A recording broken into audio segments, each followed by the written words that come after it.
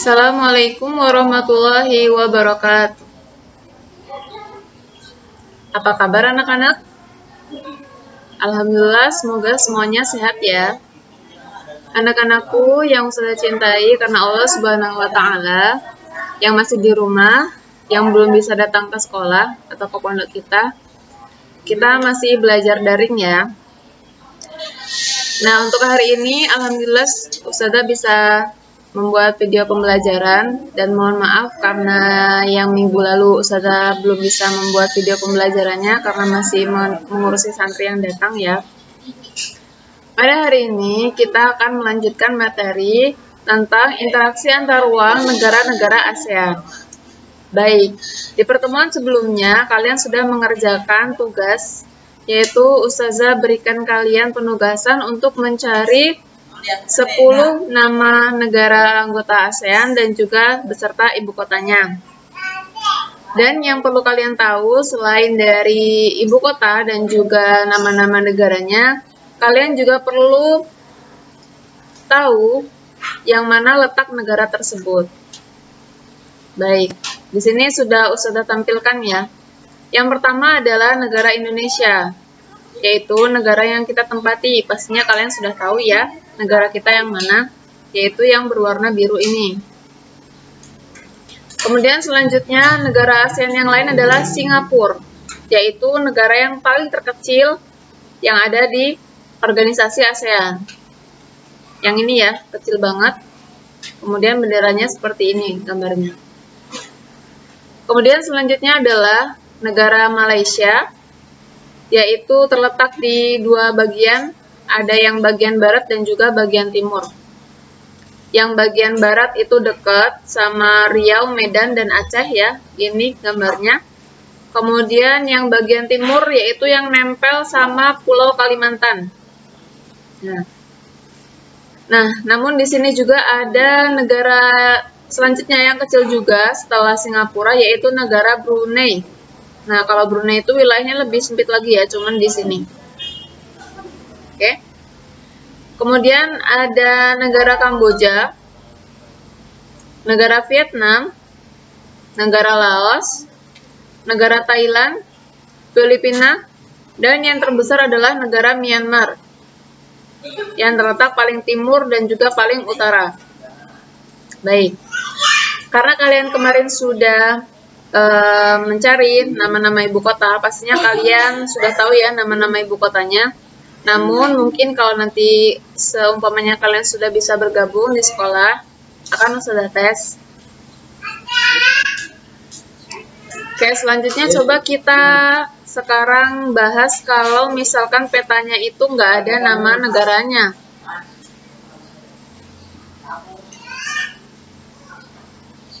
Sebentar ya.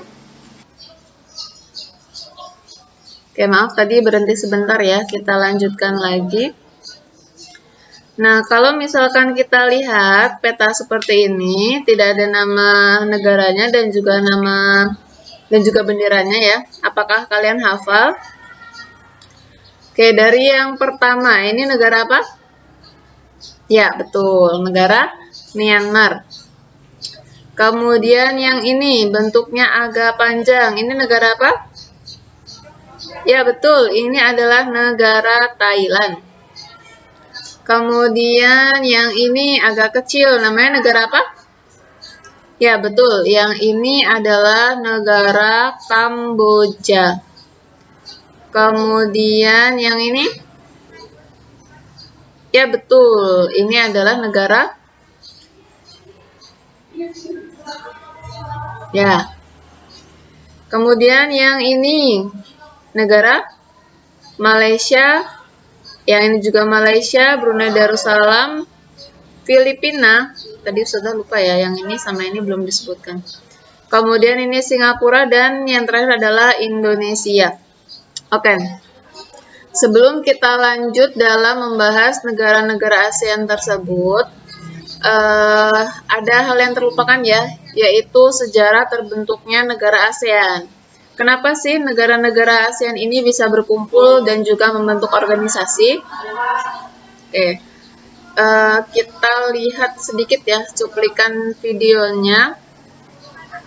bahasa Inggris ya, tapi mohon bisa diperhatikan.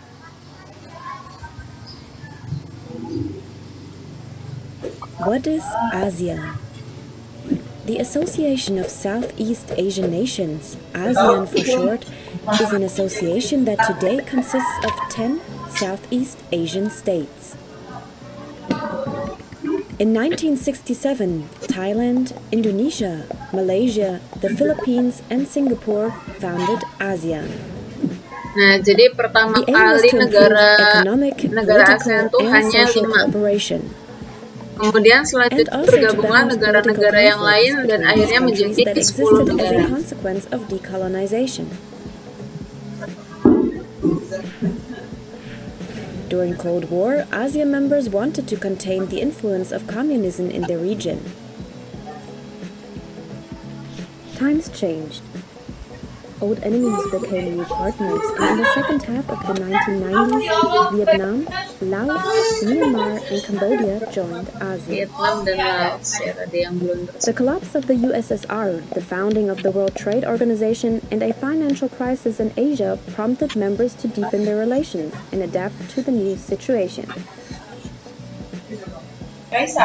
In the 2000s, free trade agreements were concluded with India, China, South Korea, Nah, ini adalah Australia, lambang New Zealand, dari and organisasi Japan. ASEAN In ya. the future, the entire region will be merged into one large free trade zone. Kuning. Since 2001, the ASEAN Summit takes place annually. It is a meeting of the heads of state and government where current problems are discussed and solutions are worked out. In 2008, the ASEAN Charter came into force, giving the association the status of a legal person. Principles of non-intervention and consensual decision-taking remained unchanged by the Charter. Decisions are generally made by consensus. No member can be forced to something. As a result, the group rarely appears to be closed. Nowadays, today, ASEAN is based on 3 pillars. As a political and security community to ensure peace, as an economic community with a strong domestic market, and as a social and cultural community, including a common identity. Challenges and solutions. ASEAN faces a number of social and environmental challenges. Countries such as Vietnam or the Philippines are particularly vulnerable to climate change and already feel its impact today.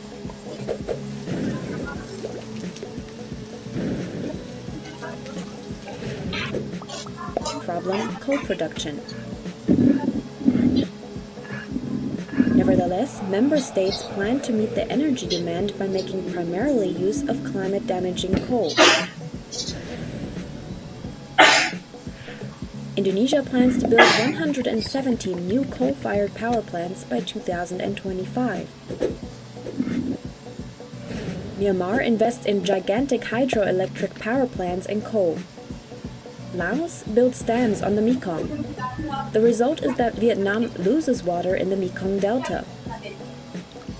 However, fossil fuels, for example, are not necessary to cover the lack of energy. Renewable energy sources ranging from biomass to solar energy and wind power have enormous potentials in the region. They too would promote. Oke, mungkin videonya nggak usah terlalu panjang ya. Nah, itu tadi adalah sekilas tentang profil organisasi ASEAN. Ustazah ulangi lagi ya. Jadi tadi dari video tadi kalian bisa melihat bahwasanya awalnya negara ASEAN itu hanya ada 5 negara. Dan kenapa sih perlu dibentuk organisasi ASEAN? Nah, ini ada latar belakangnya. Yang pertama adalah karena persamaan letak geografis. Letak geografis itu apa sih Ustazah? Mungkin dulu sudah jelaskan ya. Jadi ASEAN itu terletak di antara benua Asia dan juga Australia. Meskipun masih bagian dari Asia Tenggara. Kayak misalkan kita punya rumah ya. Kita berada di 24 gitu kan ya. Pasti kita punya organisasi di sekitar rumah kita. Nah, itu menandakan bahwasanya ketika kita berada di suatu tempat, kita juga pasti akan menjalin interaksi dengan orang-orang sekitar. Oke, maaf tadi videonya terpotong ya. Sudah lanjutkan penjelasannya. Ya. Jadi yang kedua adalah persamaan dasar kebudayaan, yaitu mengapa negara-negara di ASEAN itu bisa membentuk suatu organisasi adalah karena kesamaan budaya, yang mana rata-rata negara-negara di ASEAN itu berkebudayaan Melayu. Atau kalau kalian masih ingat, dulu waktu masih kelas 7 sudah pernah jelaskan bahwasanya negara-negara di bagian Asia bagian Tenggara itu masih satu kebudayaan, yaitu kebudayaan Dongso. Yang ketiga adalah persamaan nasib. Jadi, persamaan nasib di sini adalah negara-negara yang ada di ASEAN itu adalah negara-negara yang sama-sama pernah dijajah, kecuali negara Thailand yang sama sekali dari awal tidak pernah dijajah. Yang keempat, persamaan kepentingan di berbagai bidang. Nah, dari video tadi kalian bisa melihat ya, bahwasanya ada 3 pilar yang dibentuk di dalam organisasi ASEAN, yaitu bidang political security, ekonomi, dan juga social culture. Selanjutnya, ini adalah sejarah terbentuknya organisasi ASEAN. Bahwasanya ASEAN itu didirikan di Bangkok pada tanggal 8 Agustus 1967. Yang pada saat itu masih baru 5 negara yang bergabung, yaitu Indonesia, Malaysia, Filipina, Singapura, dan Thailand. Dan berikut ini adalah nama-nama Perdana Menteri yang waktu itu menghadiri rapat organisasi pembentukan organisasi ASEAN. Ya. Mungkin selanjutnya bisa kalian lihat ini adalah lambang ASEAN ya, yang dilambangkan dengan batang padi tegak berjumlah 10 biji, atau ini melambangkan jumlah dari anggota negara ASEAN. Berwarna coklat melambangkan kekuatan dan stabilitas ASEAN, lingkaran keliling tulisan ASEAN berwarna biru melambangkan persahabatan, dan juga warna dasar kuning melambangkan kemakmuran. Oke, pertemuan kita pada hari ini cukup sampai di sini dulu ya, anak-anak. Semoga kalian di rumah sehat selalu dan kita kelak bisa bertemu di sekolah. Jangan lupa untuk mengisi feedback setelah ini ada feedbacknya. Sudah akhiri, wassalamualaikum warahmatullahi wabarakatuh.